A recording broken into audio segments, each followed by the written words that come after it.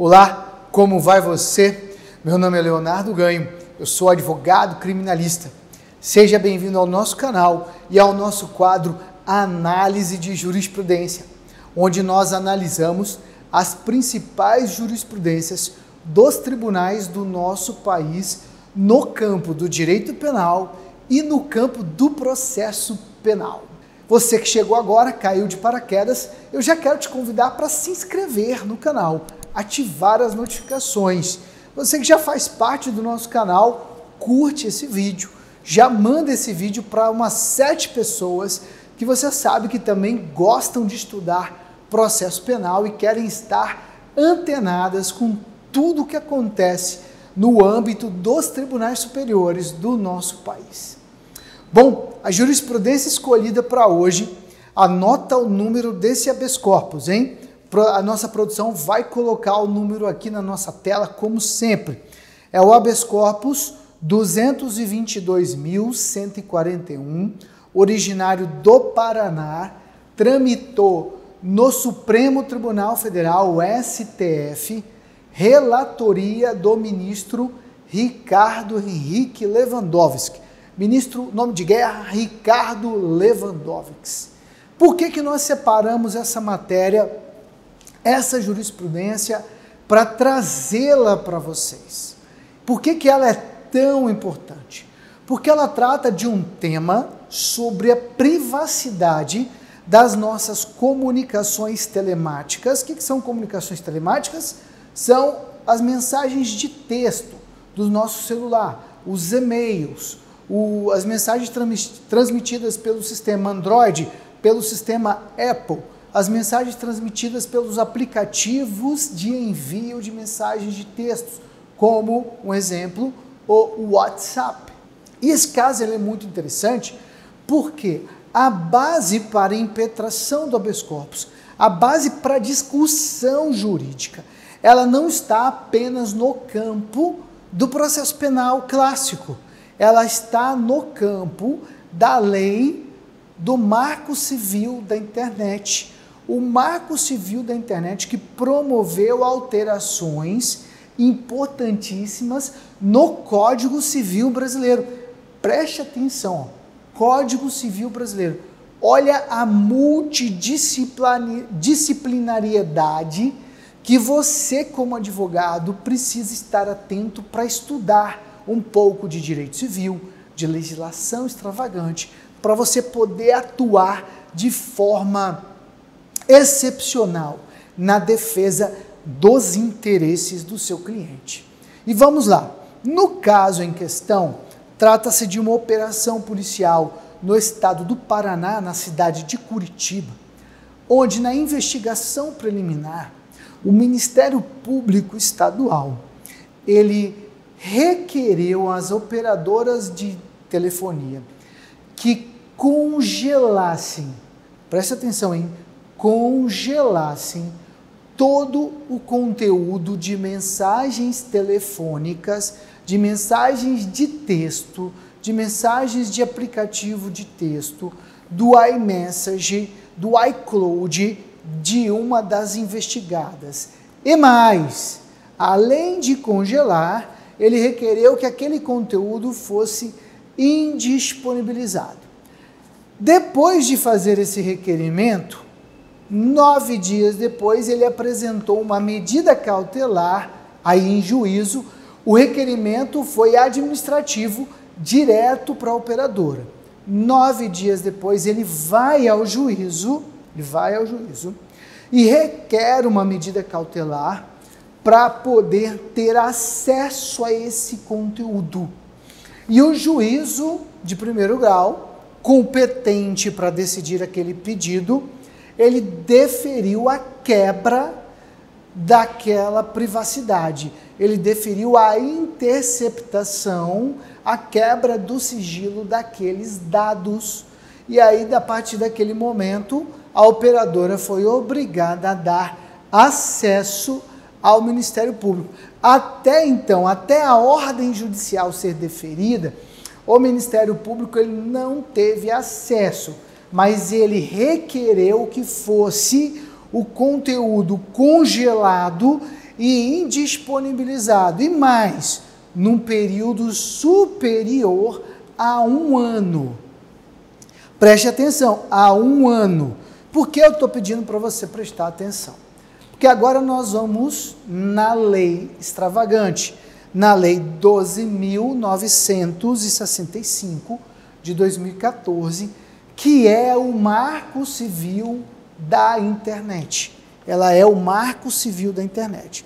Nessa lei, no artigo 13, há uma determinação jurídica no sentido de que a autoridade policial, administrativa ou o Ministério Público, eles podem requerer a operadora de telefonia, a operadora de internet, eles podem requerer à operadora que ela guarde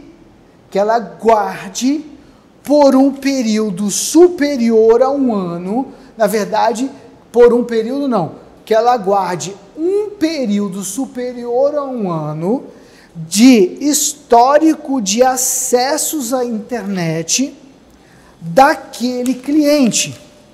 Veja, o artigo 13,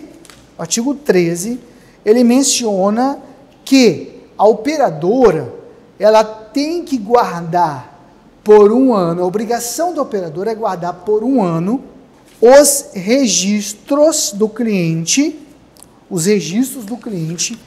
de acesso à conexão de internet, o início e o término de uma conexão à internet, a sua duração, o endereço do IP utilizado.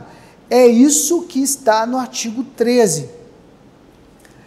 E mais, o artigo 13 diz que o Ministério Público pode requerer que ele guarde, que ele volte no tempo e busque um período superior a 1 ano. Um exemplo, 1 ano não é suficiente para a investigação, então ele vai requerer à operadora que ela volte no tempo e busque os registros de até 3 anos atrás, de até 4 anos atrás. Ela vai ser obrigada a buscar e guardar com ela. E quais são os registros? A lei diz, o artigo 13 diz aqui de forma claríssima, é o registro de início e término de uma conexão, na provisão de conexão à internet. Então, esse registro é o registro de início e término de uma conexão à internet, a sua duração e o endereço de IP. É isso que diz a lei. É isso que tem que ser aplicado. No caso em concreto, o Ministério Público pediu o quê?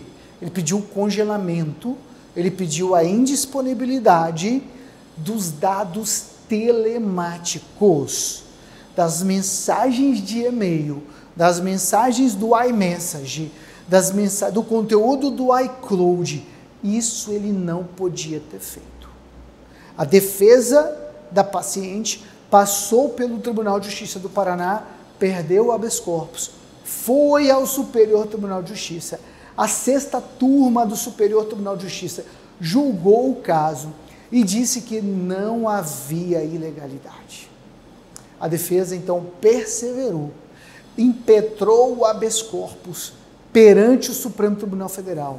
A relatoria foi designada ao ministro Ricardo Lewandowski, que no primeiro momento o ministro Ricardo indeferiu a liminar para suspender o trâmite da ação penal. Houve um pedido de liminar para parar a ação penal no juízo da 12ª Vara Criminal de Curitiba. Houve esse pedido. O ministro indeferiu. A defesa ficou inconformada com o indeferimento. Ela fez o quê? Um agravo interno contra a decisão que indeferiu o pedido de liminar. O parecer da Procuradoria da República foi pelo não conhecimento da ordem, quer dizer, nem que se receba o habeas corpus. O ministro Ricardo Lewandowski venceu essa matéria do conhecimento, citando inclusive um habeas corpus que nós vamos analisar aqui, mesmo que permite que mesmo houvesse a hipótese de recurso ordinário contra a decisão do HC no STJ, há uma jurisprudência recente do plenário do Supremo que permite o conhecimento do habeas corpus substitutivo do recurso ordinário, vencendo uma jurisprudência de 2012 feita pelo ministro Marco Aurélio, que determinava a aplicação do recurso ordinário ao invés do habeas corpus substitutivo.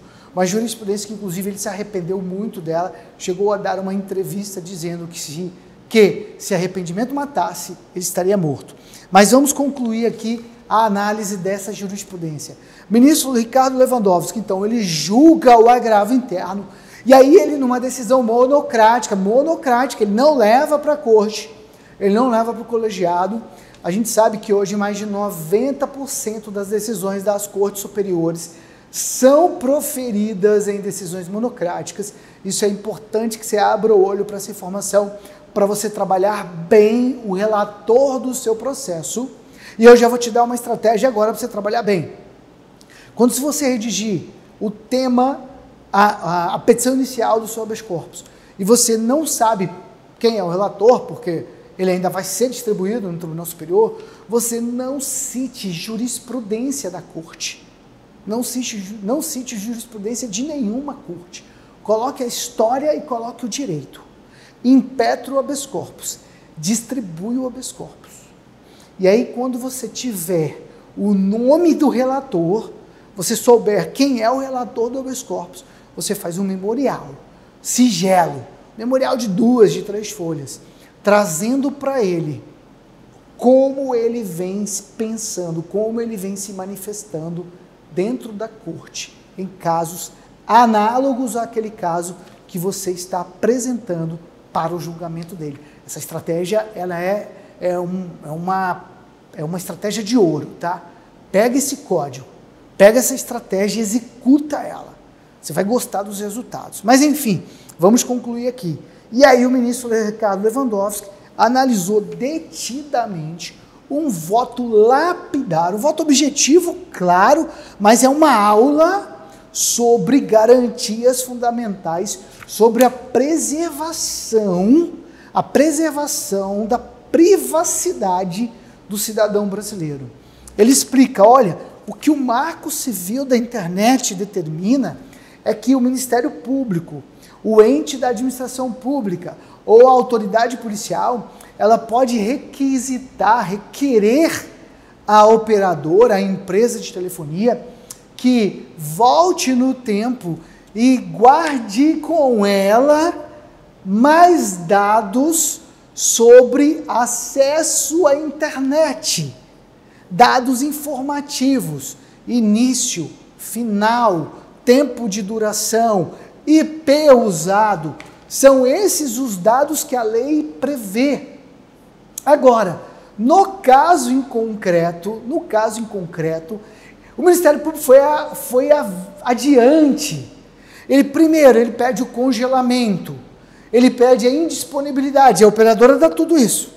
Ele pede congelamento, ele pede indisponibilidade, quer dizer, o réu investigado, ele para de acessar o conteúdo dele, a privacidade dele. E aí, ao invés de ser apenas as informações, não, é todo o conteúdo de e-mail, de mensagem telemática, de iCloud, tudo que ela tinha armazenado já fica indisponível para ela. Quer dizer, o que houve aqui? Houve a violação do princípio da jurisdição, porque só quem pode determinar essa indisponibilidade é um juiz de direito, com uma ordem judicial, uma decisão judicial. E aí, então, ele reconhece a ilicitude daquela decisão e daquela atitude daquela atitude do Ministério Público de requerer e da operadora de congelar e de indisponibilizar. E aí ele concede a ordem para declarar nulo os elementos de prova angariados contra o paciente, contra a paciente. E a partir do congelamento, sem autorização judicial, ele torna todo o conteúdo das contas eletrônicas, bem como tudo que decorre dela, a teoria dos frutos da árvore envenenada. Se a árvore está envenenada, os frutos também estão, tudo decorre dela, nos autos da ação penal, tudo está contaminado, tudo é ilícito, tudo tem que ser retirado dos autos. Essa jurisprudência vai te ajudar muito no dia a dia da tua advocacia criminal. Bom, eu espero ter contribuído com o teu desenvolvimento profissional. Eu quero mais uma vez te convidar para se inscrever no nosso canal, ativar as notificações, deixar seus comentários, curta esse vídeo e mais uma vez eu te desafio, compartilhe esse vídeo com 7 pessoas que você sabe que gostam de estudar direito processual penal e gostam de advogar na área criminal. Um grande abraço para você, Deus te abençoe poderosamente sempre.